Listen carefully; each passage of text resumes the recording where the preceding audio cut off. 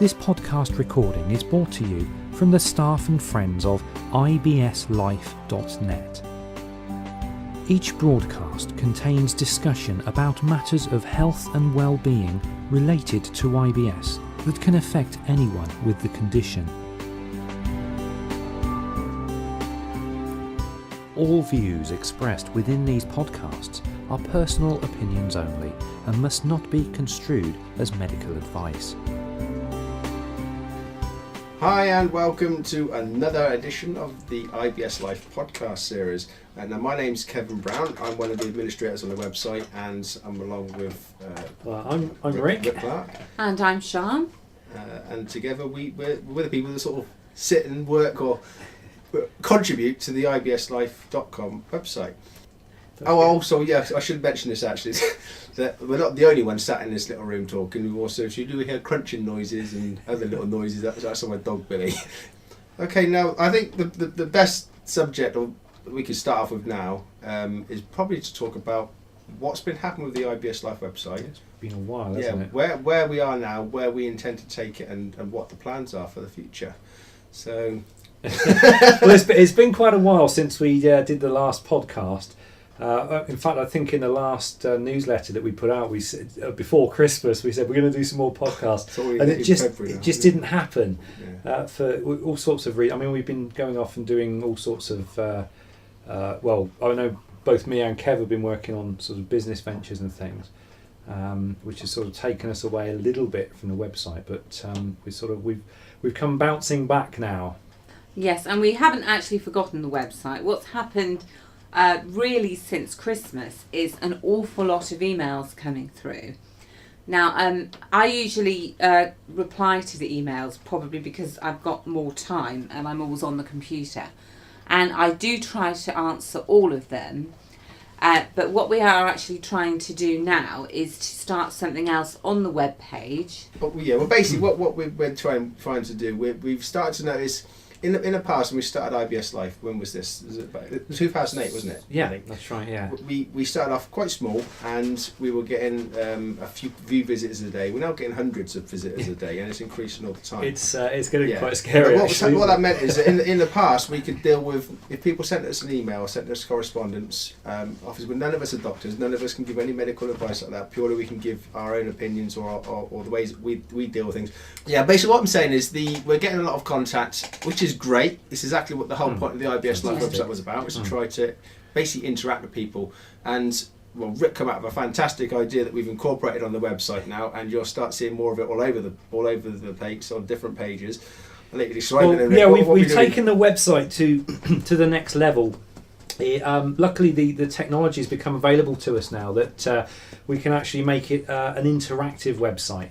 And we've introduced a number of pages and a number of forms where you can actually just, instead of sort of writing a letter directly to us, you can write it onto a form, and it actually publishes it on the website, and then other people can come in and contribute comments and ideas to it. And so we come up with this idea of doing the IBS, the global IBS diary. It's like a blog, isn't it? It is. But anyone can contribute to it. Anyone can come along to it, either a sufferer, someone. Basically, if your life is impacted in any way with IBS or other similar conditions like diverticulitis and Crohn's disease, and Bill, go outside. Basically, all these other nasty things. You can come on the website and discuss it with other people. All these, we've got it on the story submission pages. Some people leave stories, they tell like past experiences they've had or scenarios from the past that they'd like to share with people. The whole point of the IBS blog, though, the difference between like the blog and a story submission page, for example, is that the stories are telling stories from the past. They're telling things that happened to people in the past, either sufferers of IBS or people that know people with IBS. The blog thing, we're trying it as an experiment really, to try and see if people are prepared to talk about how they're feeling at the moment, right now, at the website. So if you're on a website and you're suffering from this, or you know anyone is suffering from it, you just leave a little note. You can leave a little entry on there explaining how you're feeling. what happened is then people then start to read this, they start to relate to what you're putting down as well. And people can comment And on they can whatever comment you back. write as well. Well, No, it's- the initial entry that you put on is we read it through before we publish it. That's That's right. just purely Because to it's make sure we don't get any sensitive nature of spam the or website, anything isn't like it? that. That's Yeah. right. But then any of the comments can be the comments are not monitored, so anybody can come in and write a comment, and they're approved straight away. Right, okay. So It's just really because it's a sensitive subject, and also we do understand. I think because we get so many emails saying that people don't like to talk about it, but they're happy to send an email to for some reason because it's a stranger. well, I it's sort of suppose. an anonymous. Yeah, and it's anonymous. Anonymity Also, to you it, can isn't there? be anonymous on the blog. You don't have to put your name or where you come from, or anything like that. So it's just that we find people read and they can empathise with what you're going through, and it's just more. It becomes a base where you know that you're not alone, and we want to encourage people to do it because I will answer all the emails I can, but I get an awful lot, and because they're all so different, it does take me time. Well, the thing is, the disadvantage of answering every single email, well, obviously going to, that's what we promise to do. Yeah. But the thing is, if you answer every single email you get, there's going to be a point at some point. At the moment, we're getting a couple hundred a day. A year or so, I could increase, exponentially. Yeah, get there bigger will and come bigger. a time when There's we're just not not enough. going to be able to manage. There's not enough all- time in the day. all So, the but emails. also another thing I was going to say is if you're then spending time emailing back, what happens is you're then just helping one person, which is great. But Yeah. potentially the information you're giving or you're sharing could benefit so many other people. Exactly. You know what I mean? So Yeah. therefore, you could take that thing. The best thing I can suggest is it's something like a fax page or somewhere where people ask similar questions. You always have a similar answer. You can just put it on the website to help as many people, and just say someone from a friend of ours from America or a friend of ours from Norway said that they have in this issue. This is a solution. But it's also great for if you want a question answered, you can actually put it on there as a question, and then again other people can read it and they can give you feedback in the way of comments. That's right. So I thoroughly encourage anybody to go onto the Global IBS blog. I think the button says, "How do you feel now?" How are you feeling? Or something like Yeah. Yeah, how are you feeling? And go in there and just write. You don't need to register or give your email address or anything like that. You can literally just go straight in and write. There's no registration process or anything to go through. It's very, very straightforward. So I would encourage anybody to if IPS is part of your life, then go in there and make regular blogs. Go for it. Yeah, because at the end of the day, you're going to be letting things off your chest, putting them onto paper, or not onto paper, onto virtual paper. But they'll be on there, and other people will be able to read that as well. It does help. and it doesn't does help people. Yeah. If you read anything that And also you're you get feedback experiencing, as well. That's right. Even if it's only sympathy, because there's nothing so far that you can just take a magic pill, but people try different things and find that they work. There was a gentleman the other day who was taking aloe vera capsules, somebody else was trying something else, and they work for different people in varying degrees. So you can come along and whatever you say or try may help somebody. Well, that's another thing I was going to mention actually. There are so many different ways, so many different things that people try to help themselves with their IBS.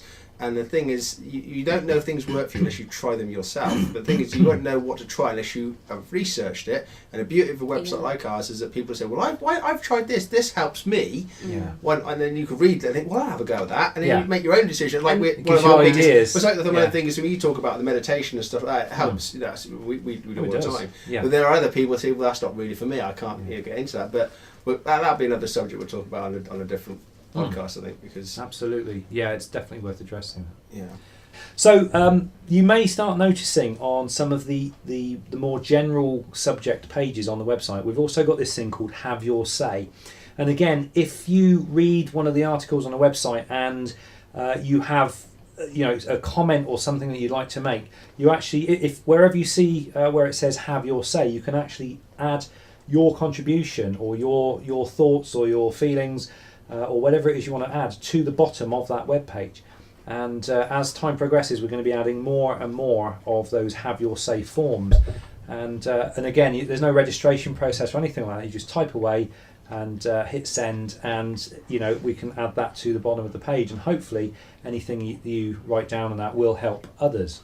Like I say, it's purely just to get people involved with the website, isn't it? Yeah, we're trying to build a community. Trying to build a community of people so they can help each other. And this technology is really useful. It's really helpful. With these forms and everything, it's really great. Well, this is a big experiment as well. Like the blog, the diary, the story submission things we're doing. These are all ideas we're trying to encourage people to come to the website or to interact with the website. If any of you guys that are listening to this have any ideas of how you can help other people, or things that you could do to help other people. In a form of, I don't know, do you want a forum? Is it sort of thing that people would use? So, how would it work? It's just anything that you can think of, because we've tried all kinds of things. We've done videos, we've done the podcast, we're doing the things. We just want to try and get as much as we can. Whatever helps you more. If you let us know, if it's within our grasp, within our power, then we'll see if we can make that possible. Yeah. So the future plans for the website. There's lots going to be happening now. We've got a few more podcasts coming up.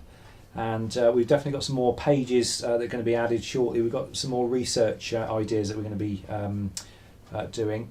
And we're going to use you as a test subject on some things, but I expect that we both yourselves. Well, guinea pigs. Yeah. We'll try. We'll try lots of things. Well, but that's the future podcast coming up. We're going to talk about some of the things we've got you trying. Rick is our resident guinea pig. Oh, there's a new product out there. I'll try that. Well, just to whet your appetite a bit, we have got a podcast coming up where I talk about how I physically cured myself of IBS for 1 full month. And I'll tell you exactly how I did that, probably in the next podcast.